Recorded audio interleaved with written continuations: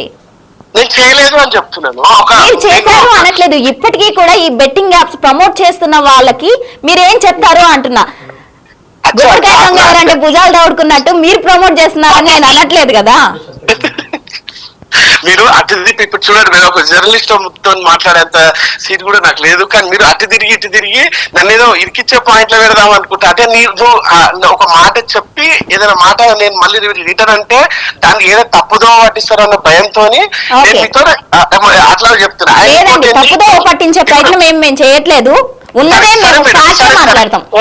Okay okay madam. అయితే ఒకవేళ మీరు మీరే తప్పుదో పట్టిస్తున్నారు కదా. మీరు చేసిన వీడియో గురించి ఇప్పటికీ కూడా అలాంటి ప్రమోట్ చేసే వాళ్ళకి మీరేం చెప్తారు అని నేను అడిగాను. మీరే నా హెల్త్ ఇష్యూ ఉంది, నేను ఇప్పటికీ ఏం చేయట్లేదు, ఇప్పుడే ఈ వీడియో చేయడం జరిగింది, అది కూడా డిలీట్ చేసేసాను అని మీరే చెప్తున్నారు. అవును అవును అవును కరెక్ట్. ఇంకా దాంట్లో నేను చెప్పాలనుకుంది మీరు ఇక్కడ తప్పుదో నేను కంప్లీట్ చేయలేదు మేడం. చెప్పేది ఇప్పుడు మన తెలంగాణ అండ్ ఆంధ్రప్రదేశ్ స్టేట్ లో ఇప్పుడు సజ్జనార్ సార్ ఏదైతే యాక్షన్ తీసుకొని వీళ్ళు ఇట్లా ప్రమోట్ చేస్తున్నారు.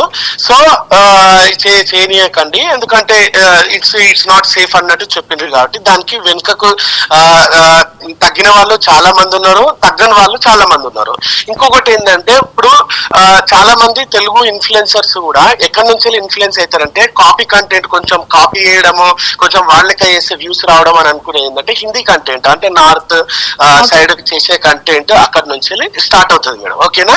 అండ్ ఇక్కడ ఒక విషయం ఏంటంటే మీకు చాయ్ వాలా అనే ఒక పర్సన్ తెలుసా అండి? విండోస్ 11 కు 12 కు ఆయన ప్రజెంట్ బ్రాండ్ అంబాసిడర్. ఆయన తెలుసా మీకు? ఐడియా ఉందా?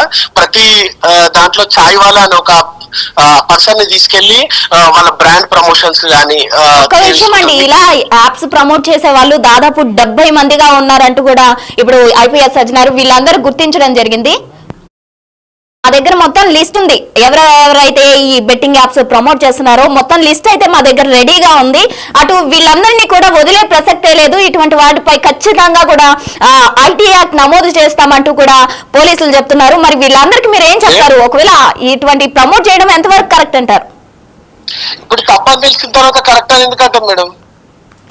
అవును, ఎగ్జాక్ట్లీ. మరి మీరు ఇప్పుడు ఆపేశారా మేడం? నేను మీకు ఒక 3 minutes కింద ఆన్సర్ చెప్పిన, ఎప్పుడో ఆపేసినాము అని చెప్తున్నా కదా.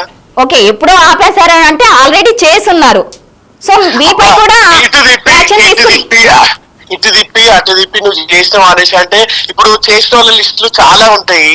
ఇప్పుడు వాళ్ళందరినీ కూడా వదిలే ప్రసక్తే లేదు. చాలా మంది అమాయకులు ఇటువంటి బెట్టింగ్ యాప్ల వల్ల ప్రాణాలు కోల్పోయారు. వాళ్ళు ఇంట్లో ఫ్యామిలీ మెంబర్స్ కూడా చాలా సఫర్ అయ్యారు. కాబట్టి దీన్ని చాలా సీరియస్ గా తీసుకున్నారు పోలీస్ బృందం. కాబట్టి దీనిపై ఖచ్చితంగా యాక్షన్ తీసుకుంటారంటున్నారు. మరి మీరు గతంలో చేస్తున్నారని మీరే చెప్తున్నారు కాబట్టి మీపై కూడా యాక్షన్ తీసుకునే అవకాశం ఉంటే ఒకవేళ మీరు ఏ విధంగా దీనికి రియాక్ట్ అవుతారు? మీకు ఒక సంఘటన గుర్తుండొచ్చు. గట్కేసర్ పిఎస్ పరిధిలో చందు నా ఫ్రెండ్ వ్యక్తి ఒక 20,000 రూపీస్ కట్ట పడేస్తే దానికి రోడ్డు మీద ట్రాఫిక్ జామ్ అయింది. సో నేషనల్ హైవే వైలేషన్ జరిగింది. సో నువ్వు ఒకసారి పిఎస్ కి రావాలంటే మేము ఇమీడియట్ గా నేను చందు గట్కేసర్ పిఎస్ కి అదే రోజు సార్ ఎవరైతే ఫోన్ చేసిండ్రో అదే రోజు అదే పిఎస్ పరిధికి వెళ్ళి అక్కడ ఏమంటారు అక్కడ అంటే దగ్గరికి వెళ్ళడం జరిగింది, రిక్వెస్ట్ చేసుకోవడం జరిగింది. లేదు ఇది రిక్వెస్ట్ చేసి అయ్యేది కాదు, డెఫినెట్లీ నువ్వు ఒకసారి అంటే కేసు అవుతుంది అని చెప్పినప్పటికీ కూడా మేము అక్కడ ఉండి అక్కడ నెక్స్ట్ డే కేసు అయింది. మమ్మల్ని ఆ రోజు నైట్ ఇంటికి పంపించిండ్రు. ఓకేనా. మమ్మల్ని అంటే నేను పక్కన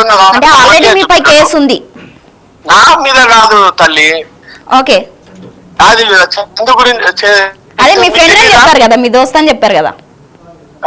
అవును అవును నా దోస్తే. కానీ ఇప్పుడు ఆడికి పోయి నెక్స్ట్ డే రమ్మంటే నెక్స్ట్ డే వెళ్ళి ఏమంటారు వాళ్ళు ఏదైతే శిక్ష వేసిండ్రో అది తీసుకొని దానికి బెయిల్ తీసుకొని రావడం అయితే జరిగింది. అంటే నేను ఈ విషయం ఎందుకు చెప్తున్నానంటే మేము అంటే ఒకవేళ చట్టపరంగా చర్యలు తప్పవనంటే డెఫినెట్లీ చట్టానికి లొంగిపోతాం కదా. దాంట్లో తప్పేమో ఉంది.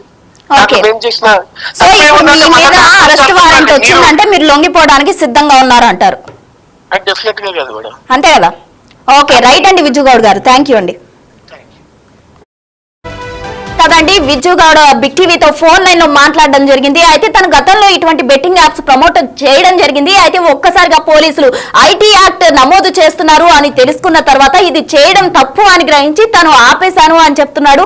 మొత్తంగా అయితే విజ్జు గౌడ్ చేసిన వీడియోలను అన్నింటినీ కూడా విజ్జు గౌడ్ డిలీట్ చేయడం జరిగింది. మరోవైపు అటు లోకల్ బాయ్ నానిని ఇప్పటికే పోలీసులు అరెస్ట్ చేయడం జరిగింది. ఇప్పుడు తాజాగా సన్నీ యాదవ్ కి సంబంధించి కూడా పోలీసులు అరెస్ట్ చేసేందుకు కూడా యత్నిస్తున్న పరిస్థితి కనిపిస్తుంది. ఆల్రెడీ అతనిపై కేసులు కూడా నమోదు చేశారు. ఇప్పటికే బెట్టింగ్ యాప్స్ కు సంబంధించి కూడా సజ్జనార్ ఎన్కౌంటర్ సిద్ధం చేసినట్టు తెలుస్తుంది. అయితే ఆన్లైన్ బెట్టింగ్ భూతంపై సీనియర్ ఐపీఎస్ అధికారి తెలంగాణ ఆర్టీసీ ఎండీ సజ్జనార్ అయితే సోషల్ మీడియాలో కల్పిస్తున్న అవగాహనకు పెద్ద ఎత్తున రెస్పాన్స్ వస్తుందని చెప్పుకోవచ్చు. అమాయకుల ప్రాణాలు ఈ బెట్టింగ్ మహమ్మారి తీస్తుంది అంటూ ఆయన చేస్తున్న పోరాటాన్ని చాలా మంది సెలబ్రిటీలు అలాగే ఇన్ఫ్లుయెన్సర్